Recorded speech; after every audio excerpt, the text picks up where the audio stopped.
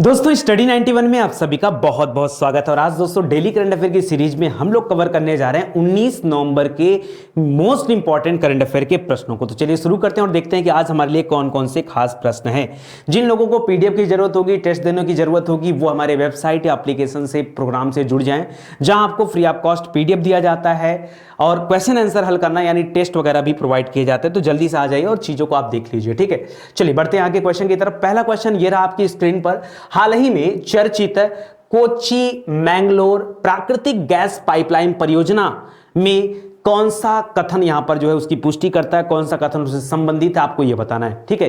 एक gas pipeline है दोस्तों, क्या है? एक गैस पाइपलाइन है जो कोच्चि, एक जगह है, कोच्चि से लेकर मंगलौर तक ये बिछाई जा रही है। तो इसके बीच में चल रही है और आपको यह बताना है कि इस परियोजना के बारे में कौन सा कथन सत्य है। लिख रहा है कि 444 किलोमीटर लंबी इस प्राकृतिक गैस पाइपलाइन को 2009 में लॉन्च किया गया था, ठीक है। चलिए मैं आपको इसके बारे में कुछ बता ही देता हूं अच्छे से, ताकि आपको दो तीन बातें समझ में आ जाए जो परीक्षा में पूछी जा सकती है, ठीक है।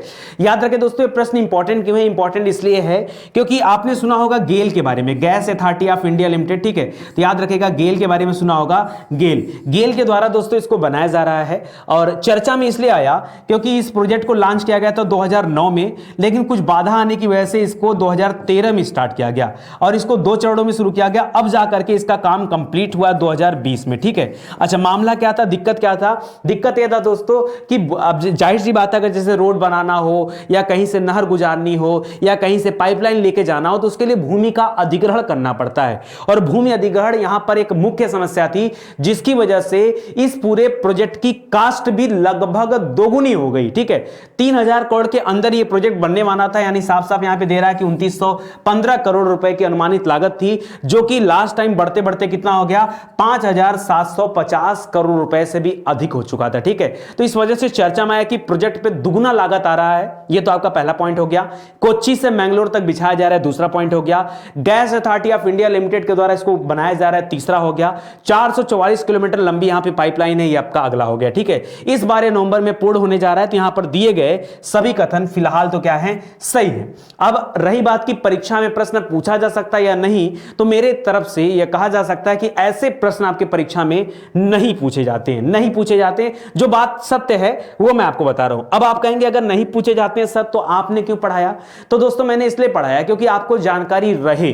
ये इन जनरल प्रश्न नहीं पूछे जाते, लेकिन आजकल आपकी परीक्षा में इन जनरल प्रश्नों से हटकर भी चीजें पूछी जा रही हैं, जहां पे आपको ऐसा लगता है कि सर पता नहीं कहां से क्या क्वेश्चन पूछ दिया। तो मुझे लगा यह काफी बड़ा इशू था और यह आपको बताना चाहिए, क्योंकि प्रोजेक्ट पे मतलब सरकार के जो खर्चे हो गए दुगुना हो गए, इस वजह से थोड़ा ध्यान देने वाली बात आ गई। यह प्रश्न तो बहुत इंपॉर्टेंट है, बहुत ज्यादा इंपॉर्टेंट है। याद रखें, लिख रहा है अ प्रॉमिस्ड लैंड। क्या लिखा है? अ प्रॉमिस्ड लैंड। यह किसकी आत्मकथा है? तो याद रखें दोस्तों, यहां पर इमेज आपने देख ही लिया होगा, यह बराक ओबामा है, ठीक है। और बराक ओबामा कौन है? तो ये अमेरिका के पूर्व राष्ट्रपति रह चुके हैं, श्वेत राष्ट्रपति, ठीक है।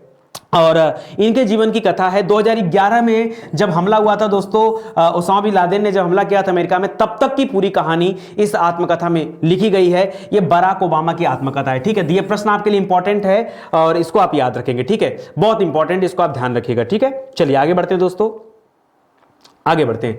आगे लिख रहा है स्पेस एक्स ने नासा के लिए पहली पूर्ण व्यावसायिक उड़ान से कितने अंतरिक्ष यात्रियों को अंतरराष्ट्रीय अंतरिक्ष स्टेशन भेज दिया है? यह भेज दिया गया दोस्तों अंतरराष्ट्रीय अंतरिक्ष स्टेशन में, ठीक है। यहां पे याद रखना आपको कि कुल 4 यात्रियों का सिलेक्शन किया गया था, जिनको स्पेस एक्स के माध्यम से भेज दिया गया है। इन 4 में से 3 जो थे वो अमेरिका के थे। 3 कहां के थे? अमेरिका के थे। अरे प्रोजेक्ट भी तो अमेरिका का है। और एक कहां का था? तो एक है जापान का। कहां का है? जापान का, ठीक है। कुल 4 लोगों को भेजा गया है, 3 अमेरिका के हैं और 1 जापान के। इस प्रकार से कुल 4 लोगों को भेजा गया, ठीक है। याद रखेगा, स्पेस एक्स ने नासा के लिए पहली पूर्ण व्यावसायिक उड़ान से अंतरिक्ष यात्रियों को, 4 अंतरिक्ष यात्रियों को अंतरराष्ट्रीय अंतरिक्ष स्टेशन भेज दिया है। किसके लिए? तो रिसर्च करने के लिए। इसको आप लोग याद रखेंगे, ठीक है। ये इंपॉर्टेंट आपके लिए, ध्यान दीजिएगा। तिनसुकिया, जहां आयल इंडिया लिमिटेड ने प्राकृतिक गैस की खोज की है किस राज्य में स्थित है? तिनसुकिया दोस्तों जो जगह है, तिनकठिया मत याद कर लेगा, तिनकठिया पद्धति वाला हम लोग हिस्ट्री में पढ़ते हैं, जिसमें पढ़ते हैं कि बिहार के चंपारण जिले में 3/20 हिस्सों पर खेती करना अनिवार्य बना दिया गया था अंग्रेजों के द्वारा कि किसानों को नील की खेती करनी ही करनी है। और इसी के लिए रामचंद्र शुक्ला जो थे वो गांधी जी से मिलने गए थे, गांधी जी बिहार गए थे, तब जाकर ये प्रॉब्लम जो है सॉल्व हुआ था। तो ये सब अलग इशू हो गया दोस्तों, इसको थोड़ा ध्यान दीजिएगा। यहां पे तिनसुकिया जो जगह है ये पड़ता है असम में। कहां पड़ता है? असम में। असम में ऑलरेडी तेल के कुएं हैं, बहुत सारे तेल के कुएं की खोज वहां की गई थी। उसी एक कुएं में प्राकृतिक गैस की खोज भी की गई है। क्यों? क्योंकि ऐसा पता चला है कि उस कुएं के अंदर हाइड्रोकार्बन्स पाए गए हैं, और जहां हाइड्रोकार्बन्स होते हैं ऐसा माना जाता है कि वहां पर क्या होगा? प्राकृतिक गैस भी होंगे। ठीक है, तो यहां पर लिख रहा है कि तिनसुकिया में दीनजन कुएं में 10 मीटर हाइड्रोकार्बन वाली एक रेत पाई गई है, जिससे आगे इस तरह के प्राकृतिक गैस का पता लगाने में मदद मिल पाएगा। तो ये असम में जगह है, असम को याद रखेगा। ठीक है, मालाबार अभ्यास। अच्छा, मालाबार अभ्यास का याद रखें, दूसरा चरण स्टार्ट हो रहा है। आपसे परीक्षा में पूछा जा सकता है कि मालाबार अभ्यास में कौन कौन से देश शामिल हैं। पहला प्रश्न इंपॉर्टेंट है, तो याद रखें इसमें भारत है, भारत के साथ साथ दोस्तों यूएसए यानी अमेरिका है, इसके साथ साथ आपका जापान है, और इसके साथ साथ आपका ऑस्ट्रेलिया है। कौन है? ऑस्ट्रेलिया। ये 4 देशों के बीच में ये मालाबार अभ्यास किया जा रहा है। अच्छा, ये मालाबार अभ्यास कहां पे किया जा रहा है? प्रश्न ये भी पूछा जा सकता है, तो याद रखेगा बंगाल की खाड़ी में। कहां पर किया जा रहा है? बंगाल की खाड़ी में ये मालाबार अभ्यास किया जा रहा है। ये भी इंपॉर्टेंट है। इसका जो दूसरा चरण चल रहा है दोस्तों, ये 17 से लेकर के 20 नवंबर तक ये चल रहा है। अभी 20 नवंबर को ये समाप्त हो रहा है मालाबार अभ्यास। ठीक है, तो इतनी पॉइंट्स आप याद रखेगा, चीजें आपको याद हो जाएंगी। ठीक है, इसको ध्यान दीजिएगा। और इसमें भारत की तरफ से आईएनएस विक्रमादित्य शामिल हुआ था, इसको भी याद रखेगा। हाल ही में किस मुख्यमंत्री ने रिकॉर्ड 7वीं बार बिहार के राज्यपाल के मुख्यमंत्री बिहार राज्य के मुख्यमंत्री पद की शपथ लिया है? तो दोस्तों लगातार तो नहीं कर सकते, यहां पर 7वीं बार याद रखेगा मुख्यमंत्री बनने का रिकॉर्ड बनाया है। ठीक है, याद रखेगा। और यह रिकॉर्ड बनाया है किसने? नीतीश कुमार जी। नीतीश कुमार जी सबसे पहले सन 2000 में मुख्यमंत्री बने थे। ठीक है, मार्च 2000 में। ठीक है, 2000 या ना, हाँ, मार्च 2000 में सबसे पहले इनको मुख्यमंत्री बनाया गया था। हालांकि सरकार बहुमत में नहीं थी, इसलिए उनकी सत्ता बहुत जल्द गिर गई। मात्र 7 दिनों बाद उनकी सरकार गिर गई थी। लेकिन इस बार जो दोस्तों वो आ गए हैं। इस बार 2020 में जो चुनाव हुआ है बिहार में, उसमें मुख्यमंत्री बन गए नीतीश कुमार जी। सामान्य सा क्वेश्चन है, हाल ही में देश में गिद्धों के संरक्षण के लिए गिद्ध कार्य योजना 2020-25 के संदर्भ में कौन सा कथन असत्य है, जो गलत है वो आपको बताना है। ठीक है, तो आपको पता होगा दोस्तों गिद्धों की संख्या में लगातार गिरावट आ रही है। आप अपने बचपन को याद कर लीजिए, बचपन में हमें हमेशा गिद्ध देखने को मिलते थे, लेकिन आज बाज और गिद्ध का अस्तित्व हमारे सामने नहीं रह गया है। ठीक है, तो याद रखें दोस्तों,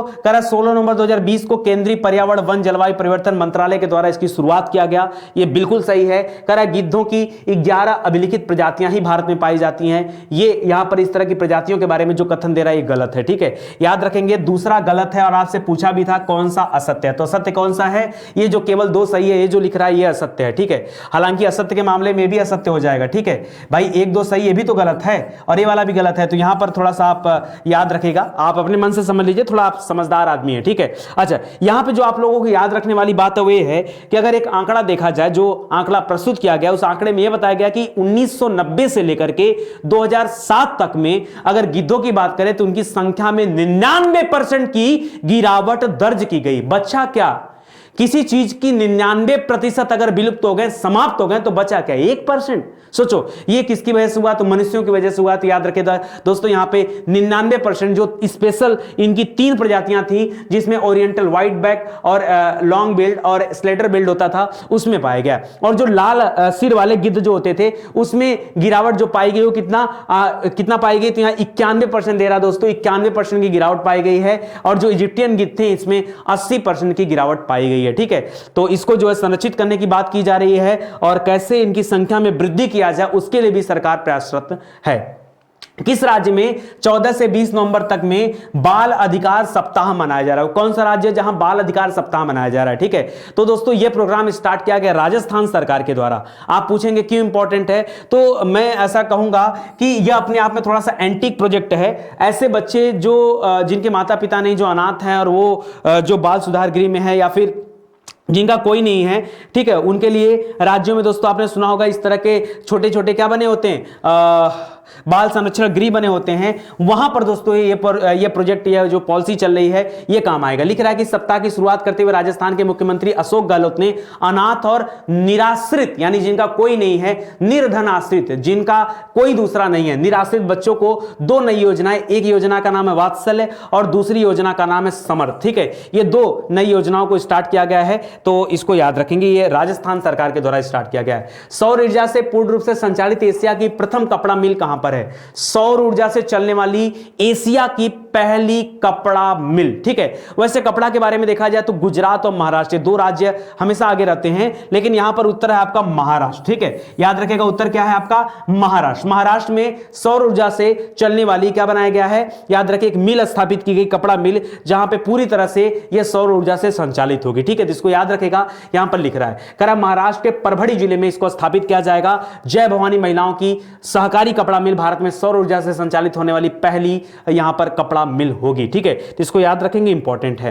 केंद्रीय आयुष मंत्रालय द्वारा राष्ट्रीय प्राकृतिक चिकित्सा दिवस आयोजित किया जा रहा है। यह कब आयोजित किया जा रहा है? इंपॉर्टेंट इसलिए दोस्तों क्योंकि यह केंद्रीय आयुष मंत्रालय के द्वारा स्टार्ट किया जा रहा है, इसलिए इंपॉर्टेंट है। और यह स्टार्ट किया जा रहा है, ये आयोजित किया जा रहा है कब? तो यह आयोजित किया जा रहा है 18 नवंबर को। 19 नवंबर को हम लोग पढ़ेंगे आगे चल करके शौचालय दिवस के बारे में और विश्व पुरुष दिवस के बारे में पढ़ेंगे। ठीक है, तो यहां पर 18 वाला याद रखेगा, यह भी इंपॉर्टेंट है। यह केंद्रीय आयुष मंत्रालय के द्वारा योग और प्राकृतिक चिकित्सा के माध्यम से बीमारियों को रोकथाम करने के लिए 18 नवंबर को राष्ट्रीय प्राकृतिक चिकित्सा दिवस, राष्ट्रीय प्राकृतिक वर्ड याद रखें, प्राकृतिक चिकित्सा दिवस मनाया गया। और इसी तरह से अगर बात करेंगे तो 21 जून को क्या मनाया जाता है? अंतरराष्ट्रीय योग दिवस मनाया जाता है। और 11 फरवरी को यूनानी चिकित्सा दिवस भी मनाया जाता है, तो इसको भी याद रखेगा, इंपॉर्टेंट है आपके लिए। आगे बढ़ते हैं दोस्तों, आगे के आज के लिए बस इतना ही। उम्मीद करता हूं मजा आया होगा। ठीक है, आगे के जो भी करंट अफेयर है वो आपको अगले टाइम पे मिल जाएंगे, तो उसको भी एक बार आप जाके देख लीजिएगा। आज के लिए बस इतना ही। अगर आपको वीडियो अच्छा लगा दोस्तों तो वीडियो को एक बार शेयर जरूर से करिएगा। आप सभी का धन्यवाद। मिलते हैं अगले लेक्चर में, तब तक के लिए जय हिंद, जय Bharat. Thank you so much.